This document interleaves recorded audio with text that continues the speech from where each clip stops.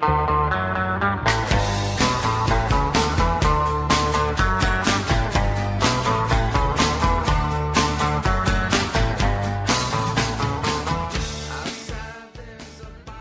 and welcome to AverageDrafter. This is the second draft I've done, and I've decided to add some commentary, and we'll see how you guys like it.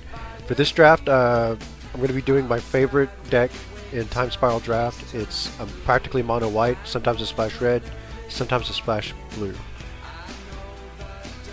Now see, there's a lot of good cards in here. Tendrils, Lightning Axe, Tromp's a really good one, Temporal Isolation. But basically I'm looking for any reason to draft white, and Isolation's a good one.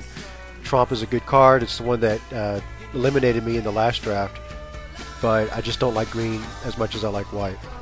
And so, all things being equal, I take up the Isolation. Now I've got three 2/2 Rebels here. You really can't go wrong with any of them. The Vanguard kind of acts like another Scout. Lets you search out stuff that's a little bit more expensive to use, and it also kills stuff easier. But the Knight of the Holy Nimbus is what I pick up. It's a 2/2 for 2. It's got a really good ability. It's got flanking. And here we got the Scout. The only really other thing that's going to tempt me is maybe the Grape Shot, but the Scout's better by far. So now I've got a Rebel, I've got my Scout, I've got my Temporal's Isolation. We're off to a real good start here. And now we got Fortify and Outrider and Core. If I hadn't already picked up a Scout, I might be tempted by the Fortify, but I'm going to go with the Outrider just to keep the Rebel chain going. And also because I could probably pick up the Fortify at some other place. Now here's a Might Sliver, a Javelineer, and a Blinker. Now, I'm sorry, a Flickering Spirit. I probably should have gone with the Might and then see if I could get some Watcher Slivers and get a good Sliver deck going, but I go with the Javelineers just because. Now we got Siphon Mage, the Phyrexian Totem, but keep going white and get another Rebel. And if you get multiples of those with the Rebel out, then you're in good shape because you can lock down a lot of creatures. Now there's not a lot in this pack for me. I pick what I think is the best card in the pack, the Shaman, and move on. Now the late Cavalry here, pretty pleased about that. And that's a no-brainer. That's getting scooped up. It's one of the key cards for the deck. And you know, pretty much nothing here. The rest of the picks are pretty self-explanatory. So far so good. Haven't chose the second color yet. Could be anything really. The Empty the Warrens is a good pick there, I think, as well as the Burning Blade. You know, red. That's kind of pushing me in red right now. But I'm not sold on anything. If I open up a bomb in another color, then I'll have no problem switching to it. So it's just white now, and we'll see what happens. So here we go. We got the Cannonade, the Scout, and a whole lot of nothing else that's really tempting for me. Overseer is just too much black. The Mindless Automaton's not bad, but it's not as good as the Scout. So Scout's good. I've got a good solid Rebel chain already going, and hopefully that just will keep to improve. We'll see. Now we got the Falcon, the Dusk Rider is going to be my pick here. Blink is tempting, but I can probably find another one, and I'm lacking for flyers at this point. So that's kind of the second key. The first key is you know, getting out fast creatures and taking a couple hits at them, and then get some evasion to take it over. Now there's not really a lot for white in here, and this pack I kind of goof off a little. I don't really make a lot of good picks. Here I pick up what I think is the best card in the pack, the Thallid, but I know I probably won't play it. And instead of picking up another card that I don't think I'm going to play, I probably should have picked something else, but I picked the Gold Sliver just because it's in my colors. And it's not a bad card, but I mean, it's not great either. In fact, I probably should have picked up the Gaze of Justice.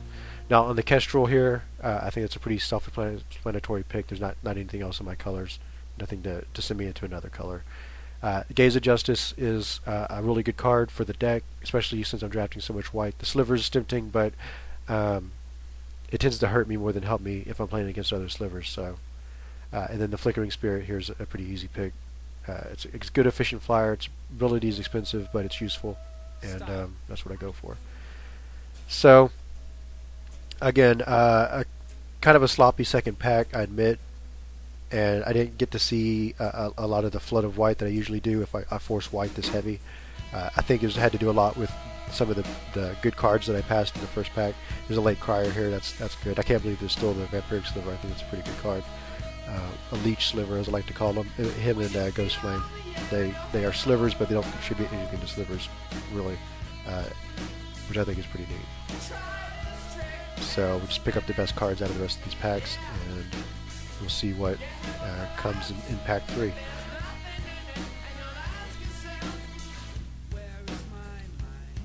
Now here, the Maw-Core is tempting. The Crier, I've already got a Crier. I don't like having too many of them, but one is always good. And the Assault and Battery. I go with the Assault and Battery. I decide to go with red. Hopefully, I'm hoping to pick up some more, maybe like a Lightning Axe or something, which actually doesn't happen, but that's fine. Now here's the Ivory Giant. Ivory Giant is the only card in this deck that is irreplaceable. There's no other card that has that effect.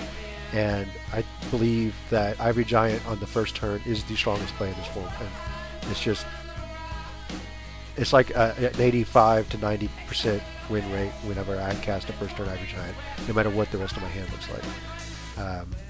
The Gargoyle and the Blink are what I'm looking at here. Maybe even the Buzzardeers are the Zealot, but the Blink is the pick. Now there's nothing really here in red or white that tempts me, so I'm just going to pick up the Totem. I think it's pretty good. I've never actually played with it before, but now here's a Fortify. We're happy to get this. This basically will make all your cards better. It's a key to the deck. It wins you games that you have no business being into, and it just works really well with Giant, Crier, and all your small creatures. Our Shambler here, I don't want to play against it, and I like to have access to it if I run up against a similar deck, or one that's got like a lot of orange or something in it. And you're getting down to the dregs here. Chromatic Stars are always good, especially when you're splashing, only one color. It lets you get access to it.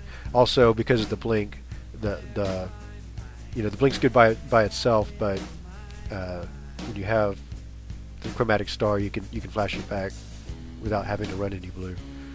So, and that's pretty much it. The rest of the picks are self-explanatory, and I don't think I even ended up using the cards that I got here. That's a late Elvec.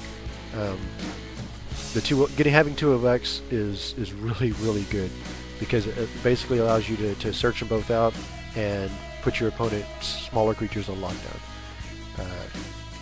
The only thing I don't like about Elvec is it doesn't work very good with Temporal Isolation, because it'll usually just mean that they'll have a nice blocker to keep you from doing it, if they remember to block, which a lot of people don't.